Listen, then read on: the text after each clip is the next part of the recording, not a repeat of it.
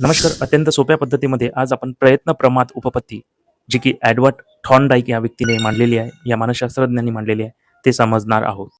या उपपत्तीचा नेमका अर्थ असा आहे, की व्यक्ती किंवा प्राणी प्रयत्न करतो आणि या प्रयत्नाच्या माध्यमातून ज्या चुका होतात, त्या चुका दूर जर केल्या, तर त्याच्या अध्ययनात रूपांतर होते. हा प्रयोग एडवर्ड थॉर्नडाईक यांनी सर्वप्रथम मांजरीवर उपयोजित केला. मांजरीला एका पिंजऱ्यामध्ये कुंडले आणि त्याला त्याच्या समोर अन्न ठेवले. अन्नासाठी अन्न प्राप्त करण्यासाठी मांजर धडपड करत होती, म्हणजे प्रयत्न करत होती.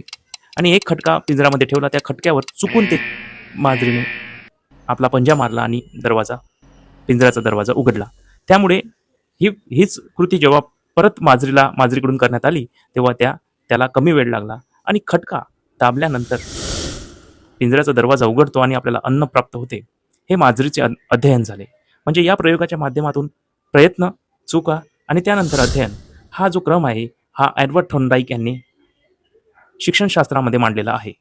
या उपपत्तीतून एडवर्ड थॉर्नडाईकने 3 प्रमुख नियम सांगितले. सज्जतेचा नियम, लॉ ऑफ रेडीनेस. दुसरा नियम म्हणजे सरावाचा नियम, लॉ ऑफ प्रॅक्टिस. आणि तिसरा नियम म्हणजे परिणामाचा नियम, लॉ ऑफ इफेक्ट.